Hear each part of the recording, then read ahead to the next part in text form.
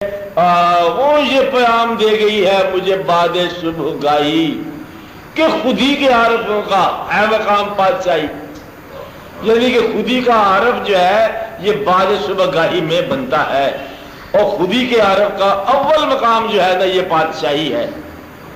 خودی کا مطلب کیا ہے کہ سوال ہی نہیں کرتا، اس نے دستے سوال دراز ہی نہیں کرنا، یہ تو آپ کا بادشاہ ہے۔ بادشاہ اسی کہتے ہیں کہ ایک بادشاہ جو نے پہلے بھی کہا تھا آپ کو کہ بادشاہ جو ہے ایک درویش کے پاس سے گزرا، درویش ایک سوکھی روٹی پانی میں بھگو کے کھا رہا ہے۔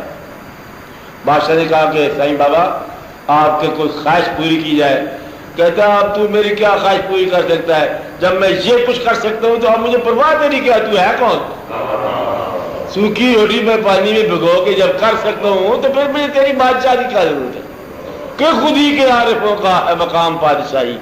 تو یہ ایک مقام ہے، تو وہ جاگنے والے جو ہے نا چاہے شب فراق میں ہوں چاہے کسی تفکرات میں ہوں، تو جن لوگوں کی رات جاگی ہے، جن لوگوں کے آنسو ٹپکے ہیں، ان لوگوں کو اللہ کے قرب حاصل کرنے میں دقت نہیں ہے۔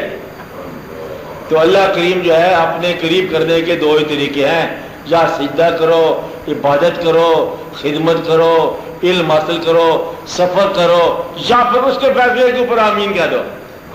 یہ آسان سا کام ہے، سب سے آسان کام ہے۔